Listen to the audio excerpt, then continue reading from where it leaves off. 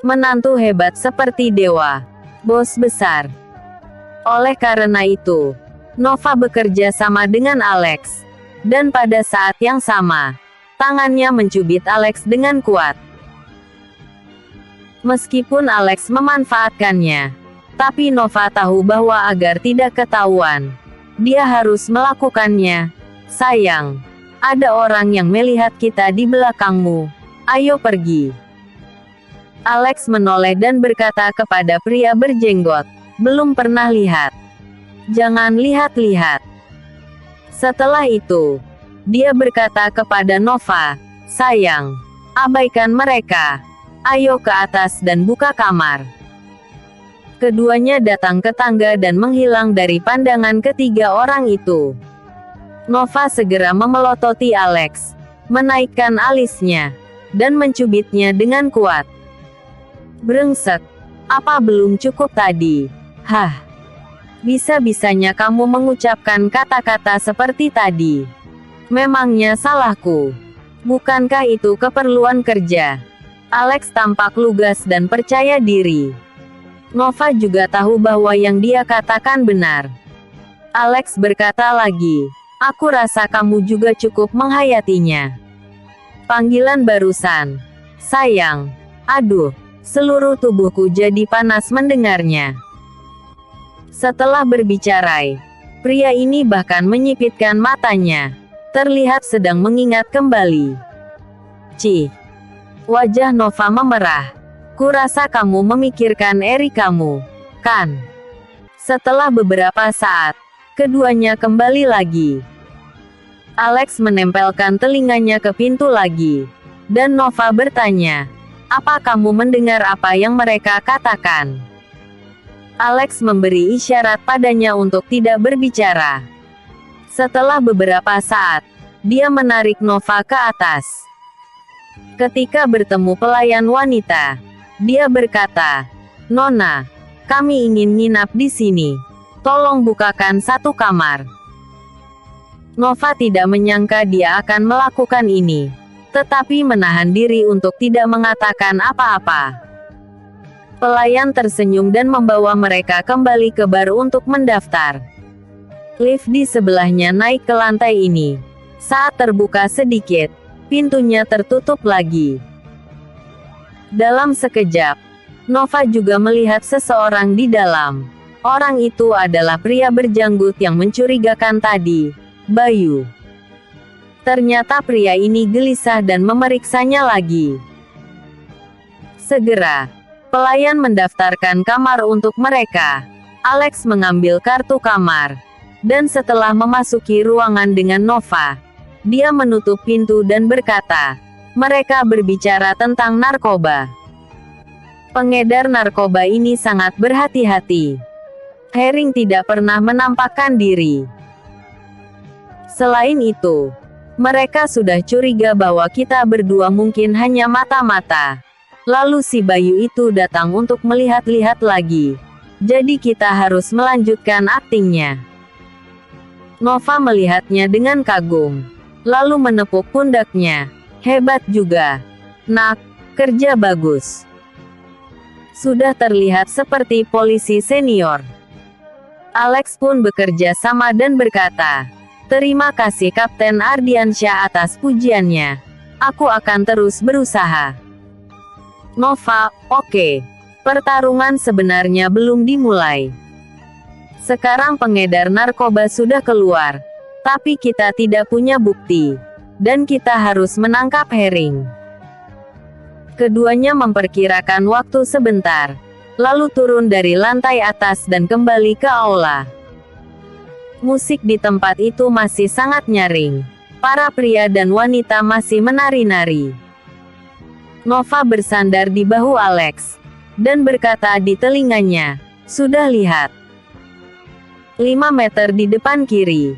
Sepasang pria dan wanita itu diperkirakan sudah mendapatkan barangnya. Alex juga menggoyangkan tubuhnya. Dan melirik ke arah yang dibicarakan Nova. Benar saja. Pasangan muda itu ada di sana. Dan ada orang asing yang berbicara dengan mereka.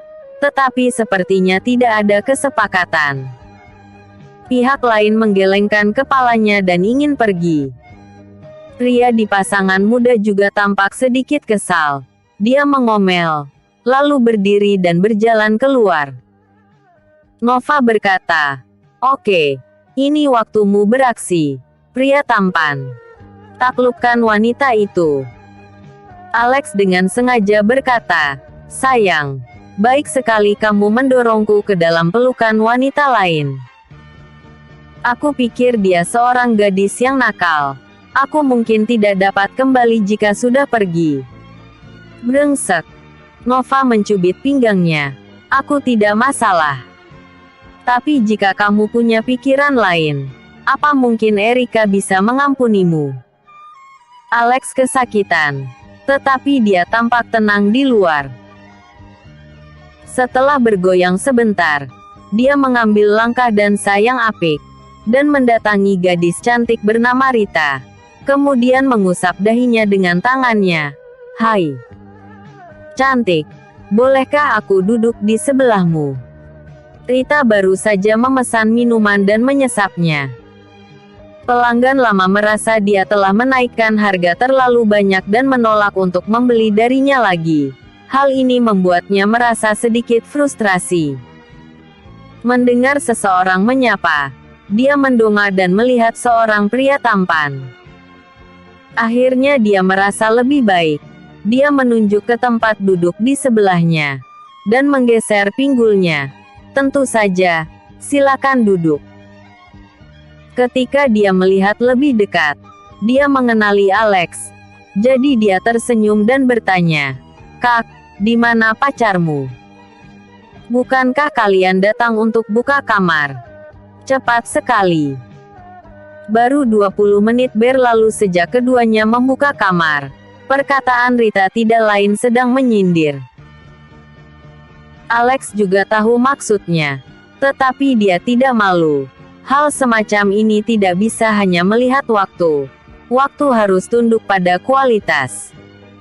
Bukankah begitu? Rita berpikir bahwa dia memang lebih tampan, tetapi bermuka tebal. "Yah, kuharap kualitas kalian baik." Lalu dia tersenyum dengan bodohnya. Alex mengubah topik pembicaraan.